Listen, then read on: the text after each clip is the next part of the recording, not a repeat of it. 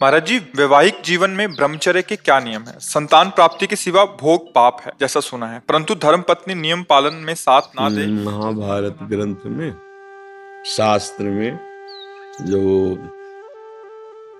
जिनका पाणी ग्रहण संस्कार हो गया है, जब पत्नी मासिक धर्म से युक्त होकर 7 दिन बाद पवित्र हो जाए, फिर पवित्र तिथियों का त्याग करते हैं, जैसे एकादशी है या पूर्णिमा है या भगवत जन्मोत्सव है, राधाष्टमी, कृष्ण जन्माष्टमी, रामनवमी, नवदुर्गा आदि, इन पवित्र तिथियों का त्याग करते हुए महीने में एक बार, ऐसा शास्त्र सम। पर उसे हम इसलिए व्यक्त नहीं करते कि जितना अधिक दोनों मिलकर संयम कर सको अच्छा है, पर यदि नहीं संयम तो एक बार का लिखा है कि जब तक मासिक धर्म से युक्त माताएं बहनें रहती तब तक स्पर्श भी न करे, मतलब उस भावना से, और जब पवित्र हो जाए तो एक बार के लिए, ऐसा शास्त्र में वर्णन है, तो वो पवित्र रहेंगे और उस शरीर स्वास्थ्य भी ठीक रहेगा और संतान उत्पत्ति के लिए भी मंगल में माना गया। अब जैसे संतान हो गई है और हमारी वासना अभी शांत नहीं हुई है, तो ऐसा अन्य की तरफ न देखे, धर्म से चले, तो इसमें कुछ सुख है नहीं, ऐसा अनुभव हो जाएगा। बहुत देखे हम तो, बिना पढ़े लिखे गांव के लोगों को देखा है कि 1-2 संतानें हो गई तो घर के बाहर लेटने लगे परिवार से, क्योंकि वास्तविक इसमें सुख नहीं है। हमारा जो मन है जिस सुख की चाह कर रहा है, आप खुद देखो, गृहस्थ हो आप लोग, आपको हर बार एक नई तृष्णा जगती है, एक नया चाव भोगने का होता है, वो चिंतन के कारण। ऐसे इस शरीर से नहीं तो इस शरीर से, इस प्रक्रिया से तो नहीं इस प्रक्रिया, और उन प्रक्रियाओं को, उन शरीरों को भोगता है, पर फिर भी एक नई तृष्णा, मतलब सुख नहीं मिला। नहीं तो ऐसा ना जैसे हम प्यासे, पानी मिल जाए तो हाँ भाई तृप्ति हो गई, जैसे केवट जी कह रहे हैं, अब कछुनाथ न चाहिए मोरे। तो हमारा जो मन सुख मांग रहा है, वास्तविक वो सुख निरंतर वाला मांग रहा है, जिसमें दुख का लेश न हो और आनंद ही आनंद हो। अब हमारा ज्ञान के कारण चिंतन बदल गया, हम देहाभिमान भाव से हो गए कि मैं पुरुष हूं। अब हमारी मांग 5 ज्ञानेंद्रियों और मन के सहित, मनाखष्टान इंद्रियाणि प्रकृति स्थान कर सती, अब वो प्रकृति से सुख चाहने लगा, हर इंद्रिय हमारी प्रकृति भोग में। और इसका नाम भगवान ने गीता में रखा है दुखालयम अशाश्वतम। तो हर भोग का अंतिम परिणाम खाली हाथ, अशांति और भारी भोग तृष्णा। जो जितना भोगता है उतना ही कामी होता जाता है। जैसे आग में घी डालते रहो तो बढ़ेगी ना, ऐसे भोग तृष्णा। तो अपनी भोग तृष्णा हम पूरी त्याग नहीं सकते, इसलिए हमारे को प्रवृत्ति मार्ग मिला है, गृहस्थ धर्म, पाणी ग्रहण संस्कार, धर्म पूर्वक पत्नी को स्वीकार करके दोनों एक दूसरे की मनोवृत्तियों को मिलान करें, धर्मयुक्त, अर्थात एक दूसरे से प्रेम बनाए हुए आजीवन, अन्य दूसरे का कैसी भाव से। तो जितना धर्माचरण होगा उतनी वासना बढ़ती चली जाएगी, और जितना धर्माचरण होगा तो धर्म के प्रभाव से वासना शांत होती चली जाएगी। तो इसीलिए व्रत नियम लगा दिया गया कि आपने जो पाणी ग्रहण किया है बस उसमें, और उसमें भी 1 महीने में एक बार, जो हमने शास्त्रों में पढ़ा कि मासिक धर्म के 7 दिन, 7-8 दिन तक बिल्कुल नहीं, और जब वो पवित्र हो जाए तब फिर ऐसा करें।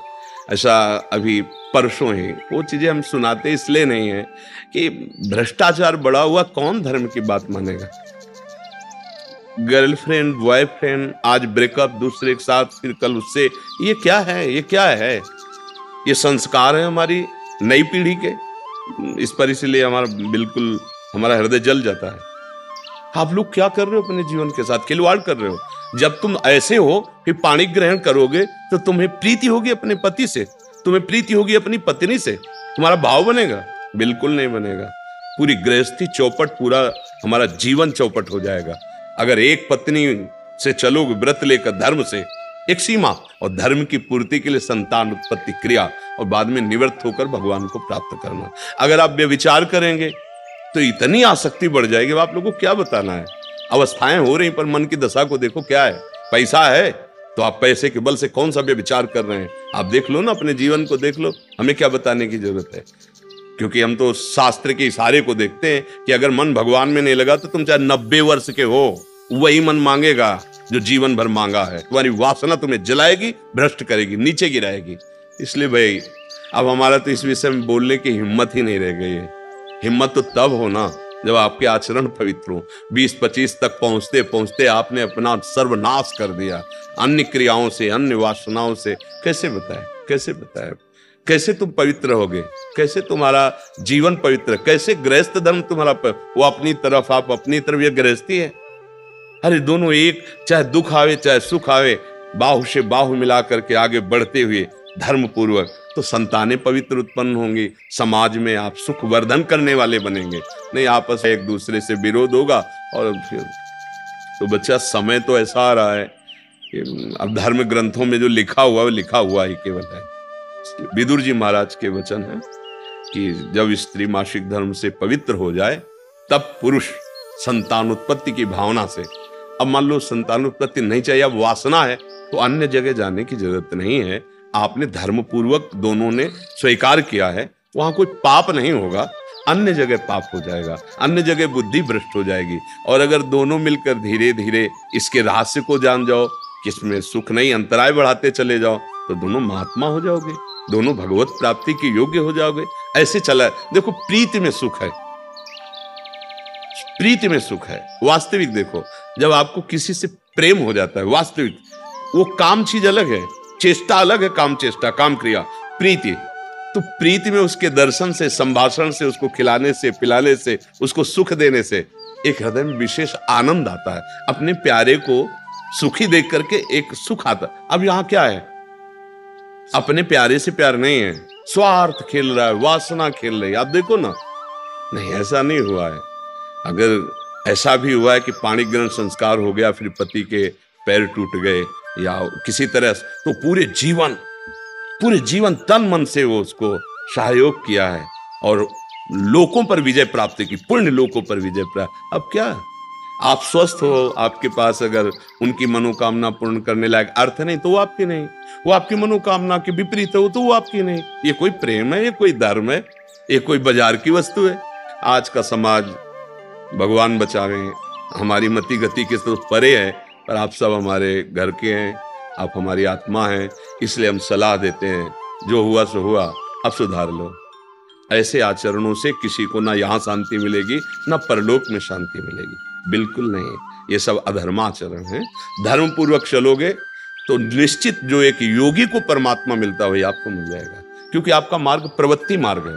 धर्म पूर्वक पाणी ग्रहण संस्कार करो, अतिथि सेवा, साधु सेवा, परिवार सेवा, समाज सेवा, देश सेवा करते हुए भगवत प्राप्त हो। दोनों की बात है, लक्ष्य दोनों का भगवत प्राप्ति है, मंगल है, धर्म है। तो अपने अपने धर्म से चला जाए तो आज भी शांति है, विश्राम है। देखो आपको केवल अपनी पत्नी से प्यार हो और उसको केवल आपसे प्यार हो, आप पूरा काम करके आए 10-12 घंटा बाहर से, जब घर आएंगे ना तो देखने मात्र से थकान मिट जाएगी।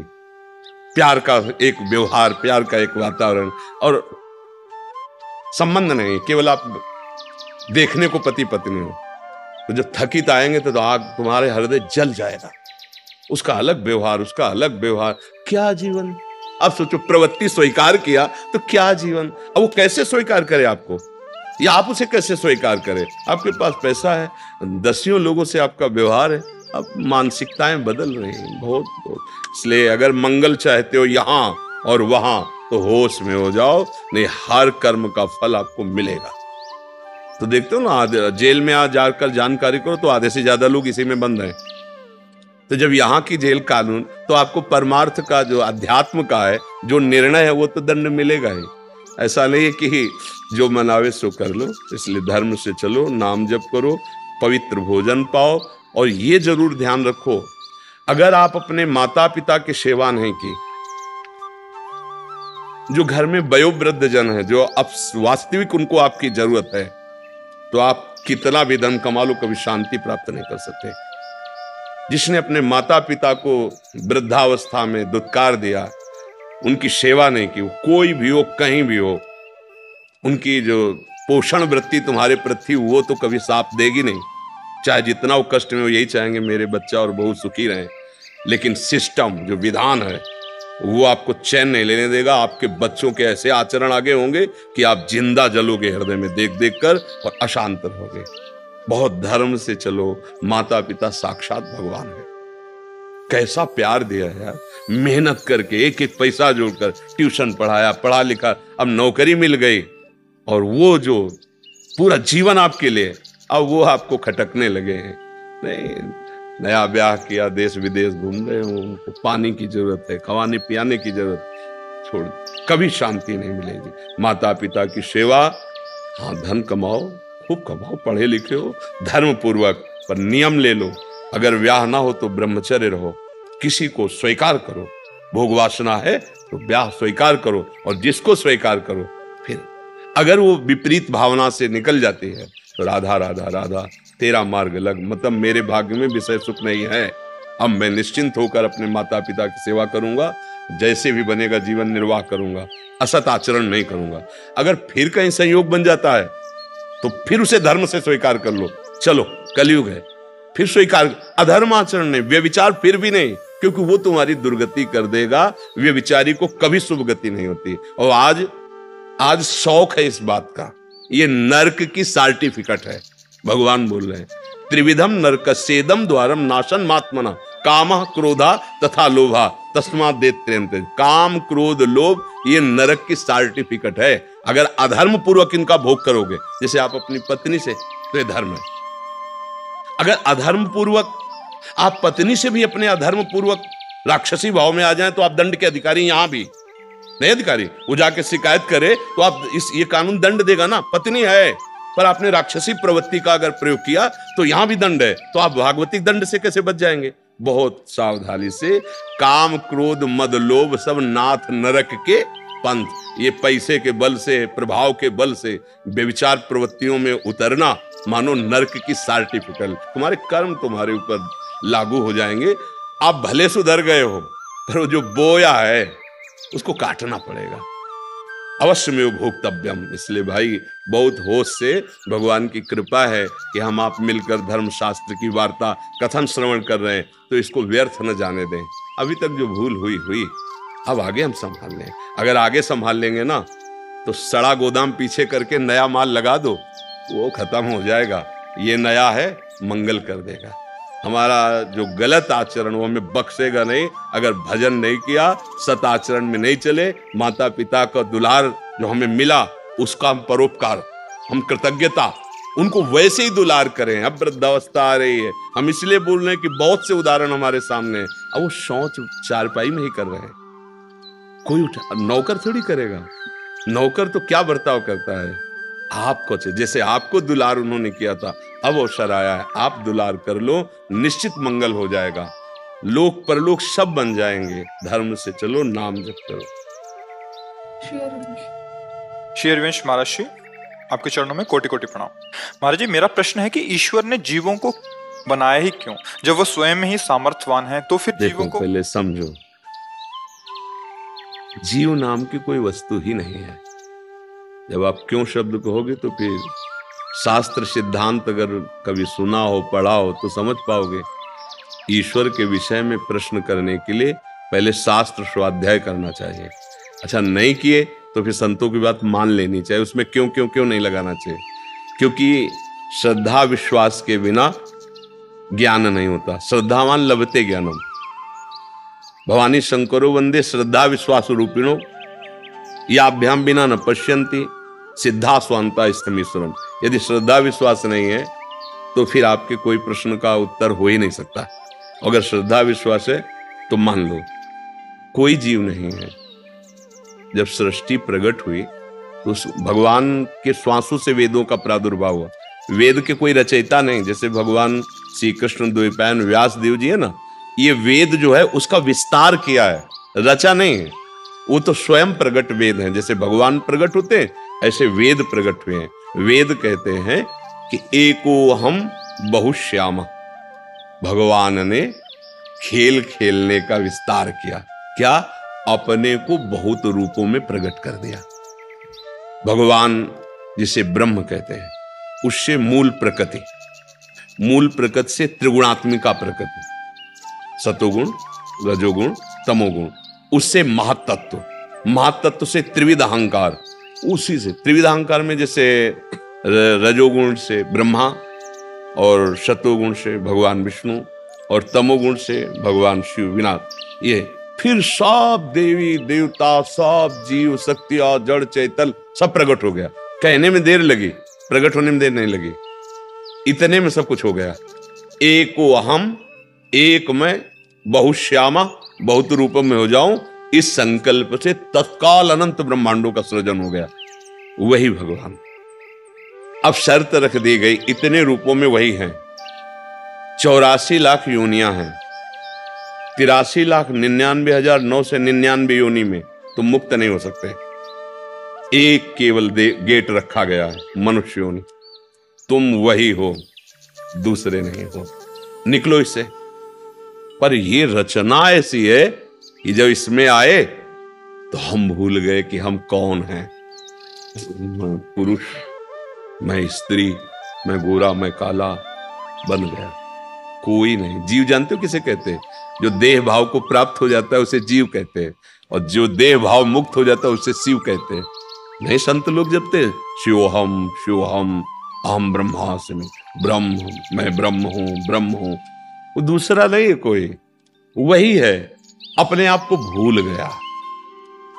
देखो शास्त्र, अब चूंकि प्रश्न इतना ऊंची स्थिति का है, ब्रह्मविद ब्रह्मवि भवति, जो ब्रह्म को जान लेता है वो ब्रह्म में हो जाता है। ब्रह्म में हो जाता है का मतलब जानते हो क्या है?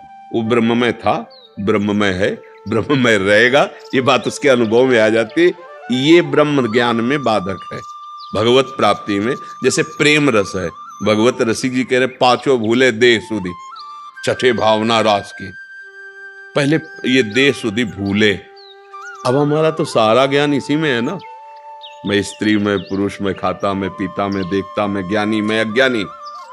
वो अपने आप को भूल गया, इसीलिए ये जन्म मरण का खेल हो रहा है। ये जो हम आरोप लगाते ना कि भगवान ने हमें क्यों फंसाया, यही तुम्हारा ज्ञान है।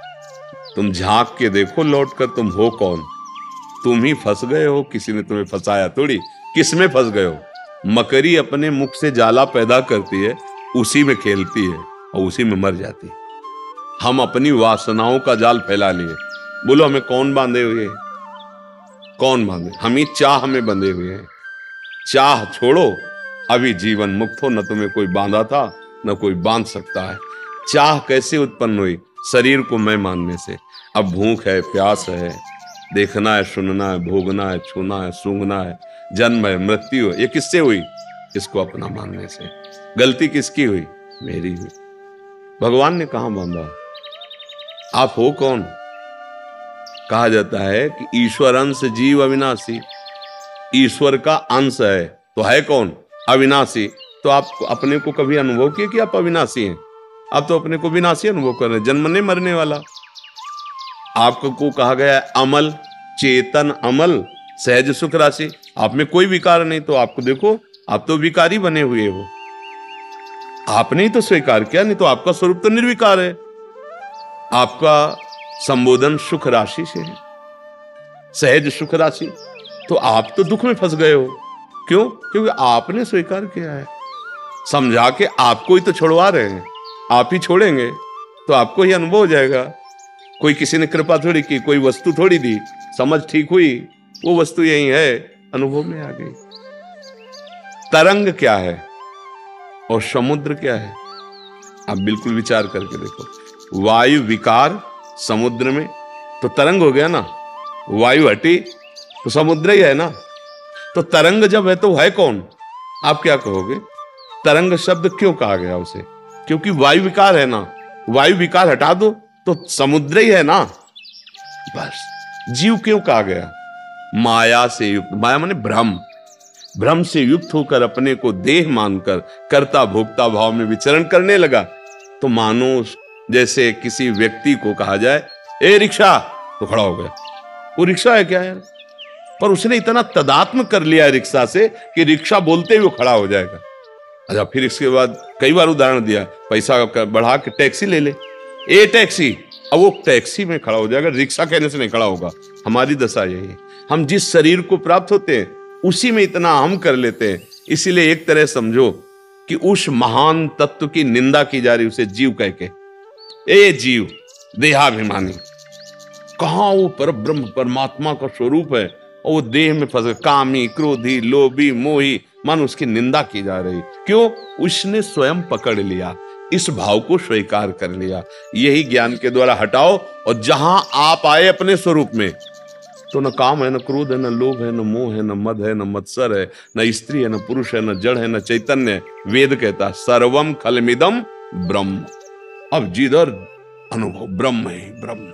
देखिए भगत लोग अनुभव करते अपने इष्ट को, जैसे गोस्वामी जी के सिया राम में सब जग जान रहे ना, जड़ चेतन जग जीव जत सकल राम। जैसे अपने लोग श्यामा श्याम में सब बिहारी जी हैं, बिहारी जी के सिवा दूसरा कोई है ही नहीं। ये बात समझना होगा। अगर ज्ञान नहीं है तो हम फिर ये दोष काल ही कर्म ही ईश्वर ही मिथ्या दोष लगा। मिथ्या माने झूठा। अब काल के अधीन हम तो हैं, अब जो ऐसा हमारे भाग्य में जैसा हो, ये सब अज्ञानी जीवों की बातें हैं। तो इसलिए अगर शुद्ध बात समझती हो तो भगवान ने नहीं फंसाया है, हम खुद फंस गए हैं। कहाँ कोई बांधे हमें बताओ? हमारी इच्छा ही तो हमें बांधे। हमें प्यारा लगा रूप, हमें प्यारा लगा भोग, हमें प्यारी लगी वस्तु, हमें प्यारा लगा पद, हमें प्यारा लगा रुपया, इसलिए हम ही फंस गए अपने प्रेम को ना समझकर। जो प्रेम हमें अपने स्वरूप, अपनी आत्मा भगवान से करना है, वो हम नानात्व में कर बैठे। और जब भगवान से करोगे तो उनके सिवा कोई है नहीं, ये अनुभव हो जाएगा। और जब प्रभु से विमुख हो तो ये नानात्व फैल गया। ये अज्ञान मिटाए बिना इस प्रश्न के उत्तर को सुन के भी आप समझ नहीं पाएंगे। बिना हृदय पवित्र हुए नहीं समझ। जैसे दर्पण है आपके पास, पर उसमें मल लग गया है, तब आपको अपना रूप दिखाई नहीं देगा। ऐसे ही ज्ञान है आपके अंदर, बुद्धि है, पर ये माया मल से ढक गई है। ये बात आपके अनुभव में नहीं आएगी।